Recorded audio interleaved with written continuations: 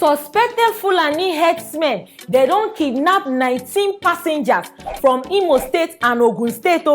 These herdsmen, they adopt 15 passengers from one bus for Imo State, and the other 4 passengers then kidnap them from Ogun State. My people, make una watch this video. Look at the sienna here. Look at the sienna here and the men of Kutwa. Put your body in this country. Look at these ladies. I don't know if they were raped or not. Oh God. Yeah, I know Okigwe now. Going to Okigwe like this. Go. Calm down there.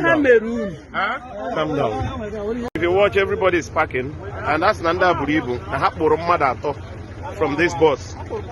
I have passengers from this particular vehicle. Then the other Sienna. Okay, the other Sienna happens. How would the whole passenger by man? Even driver. God.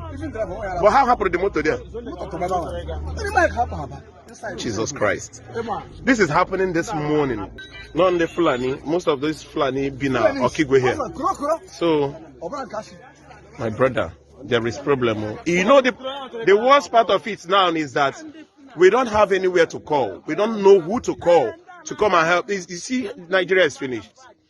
There is nobody to call to come and rescue this situation right now. When are they here? Then carry one of the passenger because of them say she look like person where the papa get money. Now why then carry that one? The other woman where then leave, the first woman from the video, that one because of say she talk say she get belle, then leave am. This one are the thing where they happen for Nigeria now. As I say, I say I can't tell you now waiting they happen. Imo State, I don't tire for this thing where they happen for Imo State. Even this Ogun State, so many bad things they happen. No? And this one for Imo State, this incident it happened for Okigwe Express Road. Now there it happened. Eyewitness talk say this suspected Fulani herdsmen then they hide around AK Onuimo for Onuimo local government for Imo State. Say these herdsmen then they jump out from bush, go carry people from fully loaded bus, carry them enter inside deep forest, inside bush now where then they carry these people go. And these herdsmen, then they also go stop another commercial motor. Not be only the bus people then carry people for bush, then go stop commercial motor, carry 3 passengers from that commercial motor, come allow the remaining go. I don't know why they carry those 3 special people, leave the rest. But now waiting happen. And this particular place they mention, they say now that the place where they like to they hide. They attack buses, they carry people. I don't know whether then they set something for road, they cause blockage before they come carry these people. I don't know how they take do. But this one are the information where we get. So we say make we bring and come on side. People where they travel by road, make una day work. If una no say una carry anything expensive, una get anything where they very expensive, make una leave am no travel with am. Maybe you go send them through airports. When you reach, you go pick them up. If you get money, Kwanu, leave to travel by road. Follow airports, they go. If you decide, Kwanu say, na road I want follow. My dear brother, my dear sister, dress like mad woman, they go. So that if they see you, then go to say you get mental case, then go leave you. You go where they go. This one, then they look. They choose people where fine, where look like people where their papa get money, before they go carry. If they see you say you dey like person where almost all your generation, they don't mad, then go leave you. And the thing where they, my people make una dey very alert. This one when the guy say there was nobody to call. This country, it don't spoil. It don't spoil. Survival level for this country, it don't be another level. Another level. To survive for Nigeria now, another big work. You guys they alert. You guys they on check. Everything, your eye they open. If you say you want to sleep for 1 minute, anything fit happen. Before you go wake up from that 1 minute sleep. Now the thing where they happen for this Nigeria. My people, as I see this one, I say, ma bring and come on aside. The system for Nigeria, they work again. So now, all these kind of things go continue to happen. No matter how we try, it go continue to happen. Only by God's intervention, it go stop. My people, if you not get anything to talk concerning this matter, make una put them for the comment section. Make una not forget to like, share, comment, and subscribe to this channel. And I'll see you guys in our next video. Dem don shut down unicross wey be University of Cross River State because of one student hoodlums kill. And dis guy dem kill, im name na Nkasi Moses, and im dey 300 level and im study applied fine arts. So dem stab dis guy to death for campus. And now the vice chancellor for the university wey be Professor Austin Amba, im tok say dem go temporarily lock dis university make dem mourn dis students wey die, and so that police go fit investigate dis case. So my people, make I explain to una wetin happen on campus. 3 people bin dey parade campus. Dis 3 hoodlums dem bin dey parade campus when one student wey bin dey pass dem just go invade the girl, wan collect her phone. Another student come see say dis people wan collect student phone, na so im go to help. Na in the process of helping, dem carry one of the hoodlums carry knife stab dis guy. Na so before dem go carry dis guy from that place go hospital where dem go treat am, dis guy just dey there die. And now dis vice chancellor don come out dey talk say dem don dey suffer well for the hands of dis hoodlums. So say dis people don take over their land and dem dey break into hostels every time, every day. Say dem dey break louvers, dem dey thief fridge, dem dey carry AC, collect students phone. Say na the things wey dem don dey suffer for the hands of dis hoodlums.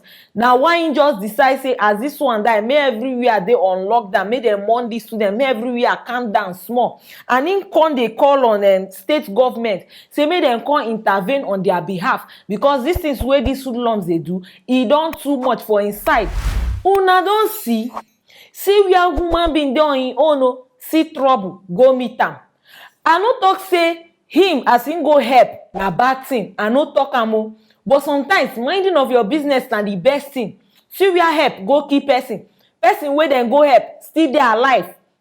You wey be helper, you don go die. Like this person pikin just die, why? Him go help person wey dem wan thief phone from. Sometimes if una see wahala, make una face una front dey go, especially if una know say the people wey dey involved, dem be rough people, or dem be bad people, or dem be cultists or something. Just mind your business dey go. Nowadays universities no dey safe, different things dey happen. Today you go hear say cultists dey find this one wey know this person, wey carry this one. Before you know, dem don bring out gun, dem don bring out weapon, dey pursue people left, right, center. If una see wahala sometimes, make una leave am. Una see say this one e for better say dem even collect the girl phone or the boy phone, leave them, make them go. This one na intervening, make this one dem go stab am. Person wey no suppose die, person wey don almost finish school, 300 level, he don almost finish school like this, and all of a sudden now he is a dead person, nothing to write home about. Unicross dey on temporary lockdown till further notice, because I want make dem investigate this thing properly. These people should not go unpunished. Nowadays, most of all these people, then they feel like saying na dem get campus, dem feel waka, do this one, anybody dem see dem go collect anything wey dem wan collect from them. And that thing dey too bad, and nobody go talk around that place. Nobody. If like make security dey there, if like make police dey there, dem go see the thing dey happen, dem no go talk. It's very, very bad. Make people just try at least put more security for school compound. I don't know whether I go say make una bring SWAT or waiting. Make them put security for school, so that they see all those kind bad things they happen, then go intervene. Especially army. Army get power, at least for the one I know. Army get power past police. Make them put army for different corners. All these places where they know say this thing they happen. Make them they monitor. At least that one go help pursue them small. No be the one where una go leave school empty, naked like that. Students then go take care of themselves. If anything happen, e dey their hand. Every day people they die for university. Nobody they know wetin they kill them. Today then go find one for gutter. Tomorrow then go say one drown. Next tomorrow then go say one take poison. The other one, you go just dey hear different story, because of there is no way to explain wetin happen. Nobody they see. Nobody they secure the compound. Make dem try spend money for security, make people know they die, because people children no be foul. This one sometimes people wey don almost finish school, na then they die, and na the one wey dey pay me pass. My people wey dey Unicross and other universities for Nigeria, make una dey very careful. Make una dey careful, because cultists dem boku, bad people boku. If na phone dem wan collect, give dem jejely, make peace reign, make you no go die for nothing.